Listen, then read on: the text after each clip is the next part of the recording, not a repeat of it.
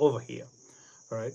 So have you ever reached a point, or have you ever quoted a price to a client and immediately you feel like something is off? You really feel so uncomfortable. Like, let's say you feel like maybe you're charging too much, or maybe you thought that they wouldn't even get to pay for what it is that you're trying to charge. And maybe some other cases you think to yourself, should I even get to reduce on the prices I'm charging? And in other cases, you get to think that you're going to lose a client just because of the prices you've quoted. Yeah. So if you ever felt that way, I want to let you know that you're not alone. Yeah. There are thousands and thousands of people out there who are going through this same exact stuff. Yeah. So right off the bat, I want to let you know in that you don't get to have a pricing problem. In fact, you don't have a pricing problem. What you actually do have is what I would like to call a confidence problem. And it is this confidence problem that is disguising itself as a pricing problem. As simple as that. All right. Now, I know most of you out there, you get certain things wrong about your prices. For instance, you get to think that pricing is a math problem. Okay. And from experience, I would want to assure you and let you know that pricing is never a math problem. Yeah. To me, I think and believe that pricing is more of an emotional problem. You understand that until you get to fix your emotions towards certain prices or towards certain things in your business, then pricing is always going to feel like it's a big problem for you. All right. And in most cases, most of you, until you get to fix your prices, you're always going to have issues. And why those issues is because you really don't get to have what I would like to term as a pricing formula for you to follow. Okay. But I don't want to get deep into that for now. Yeah. I want us to first get to look at the main problems. Yeah. Or what is to be the real problem as to why, in most cases, your pricing feels hard even when you're good at what you're doing. So here's the problem. I want you to start by imagining two people. Okay. I want you to imagine two people, that is two chefs. Um, both of them are good at what they do. They cook amazing food. They have lots and lots of years of experience. And then they get both to do something of better quality. All right. So now the difference is like this: one gets to charge about 50,000, yeah, and then the other one charges 150,000. Okay, so don't get confused. We're saying two chefs, same qualities, but one gets to charge 50,000 and then the other charges about 150. Now here's my question to you: did the second chef, who is charging 150, three times better than the other? That is a question I would want you to answer if you're watching this. All right. And if you ask me that simple question, I would probably say no. And I have my reasons for saying that. Yeah. And just for case, before you get to think of why is it that this person is charging more than the other, you really need to understand that the second chef who is selling their their services at 150 is they believe more in the value they are trying to deliver, and that is it. Yeah. So for someone out there who thinks that 50,000 is a lot of money, yes, you're right, it could be a lot of money for you based on the value you tend to deliver, but there are levels above the levels. You might be thinking that your 50,000 is a lot of money, yeah, based on the level of value you get to give. But there's someone out there who is charging 1M for that same very product, for that same very service, for that same, uh, you know, whatever activity you're trying to offer to your clients. Yeah. And probably you might even be doing it better than they do. Yeah. So this now becomes a value issue. Yeah. So if you believe in the value, or if you believe more in the value you're trying to deliver, then trust me, your prices are going to be high. So um And the other thing I wanted to maybe make aware before you is that before the customer gets to say anything, all right, you have to be ready, yeah, or before the customer even gets to say anything, just be ready to understand or to know that they're always going to be asking for discounts, okay?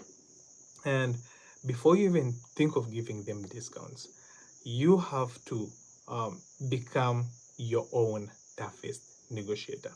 Yeah, I don't know whether this is making sense, but you're going to understand in a bit. So before you get to, convince yourself that, oh, maybe I should get to reduce my prices, or maybe I'm being too expensive over here, simply because most of the clients will tell you that, or before you even get to say that, um, maybe I'm even asking too much of the money. Yeah, that is, I think, the root cause of why your pricing is going to feel like cheaper. Why? Because you're not believing in your value. Yeah, and the fact that you don't get to believe in your value, it is going to make even the clients you have not believe in what it is that you're offering. And what does that call for? The moment they don't get to believe in what it is that you're trying to offer to them, they're going to negotiate. The moment they negotiate, then just know your value is already dropped. All right. But that being said, there are usually four fears I always want to tell all my clients that I tend to have a conversation with. Yeah? And I would like to share them with you. There are usually four fears in my experience that almost all pricing problems come from. Yeah. And the first one is, am I charging too much? Yeah. So you the fact that you're asking yourself, are you charging too much, it paints a picture, yeah, that maybe you're worrying too much about the prices, eh? That maybe you're worrying about how your prices are going to scare off your clients, yeah. And that, to me, is going to make your life hard, is going to make your life difficult until you start, until you start working upon your mindset. Yeah, because instead of you worrying about maybe asking yourself, are you charging too much? Yeah, or are you charging such a big figure that your clients are going to get scared? Instead, I want you to put it in the way that I want to find a better way to say it, to phrase it. Yeah, maybe say, instead of you saying that, are you charging too much that it scares your people away, instead start asking that, are you like are you charging what gets to feel safe for your clients? Yeah, I think that's a better way of framing all this. Yeah, instead of thinking of how your prices are being so big that they scare off your clients, start thinking of it like, is the prices, or is the amount of price you're charging big enough or safe enough for your clients to buy into? All right, because that way it makes your pricing feel safe, because now you're going to be rest assured that the comfort that comes with the pricing, or the prices you charge your clients, are going to be top notch. All right, so that is one way, or that is one fear. And the second fear I can think of right now is, will people actually get to pay? Yeah, so trust me, you as a person, you could be big, you could be great at what it is that you do, but the fact that you're fearing, or you have that fear that, will people actually get to pay for what it is that you're offering, man, that is another problem. And I know this because this is the most common thing amongst all new business owners. Yeah, because they get to assume that their clients won't even get to pay. You understand? And for the truth bit of it, yeah, is that customers, or your clients, will eventually get to pay, or their clients, or your customers, are going to pay each and every day that comes by. Yeah, because as long as you understand what it is that they are paying, or as long as you understand what it is that they want, you shouldn't even be having that fear that, oh, will they ever get to pay?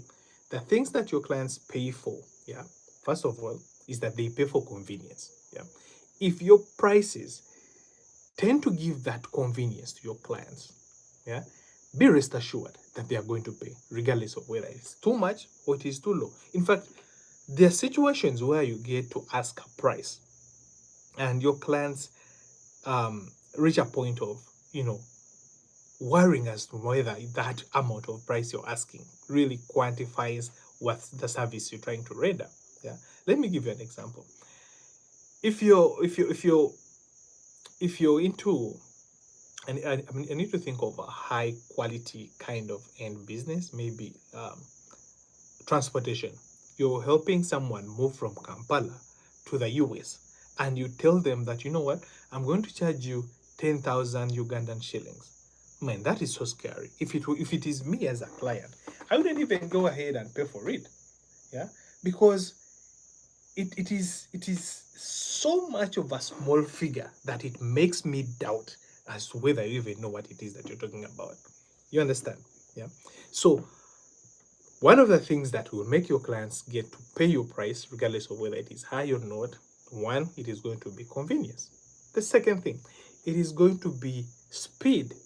Your clients are going to pay a high amount of figure as long as you keep up with the speed, because no one wants to buy something today. Let me say, if you went to the shop and you wanted to buy a mouse, okay, and then I asked you to pay 5,000 and tell you that, you know what, you're going to pay 10,000 now, I mean 5,000 now, but you'll get your product in 2 weeks.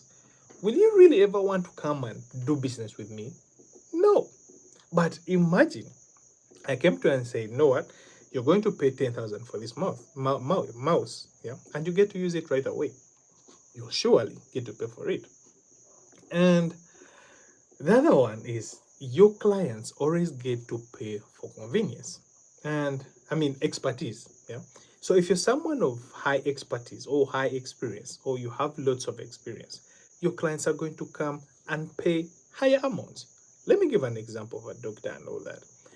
For a doctor, they are going to, and I mean, let me just give an example of a hospital. Yeah. Let's imagine a hospital setup. On one end, you have a nurse. On the other end, you have a doctor who is specialized in brain surgery. Yeah. And you went to the hospital with a brain problem. Who do you think is going to charge you more? That is a question I'm leaving out for you. Okay. So before you even get to worry about whether people will actually get to pay for your service, the real question you should be asking yourself is as to whether, anyway,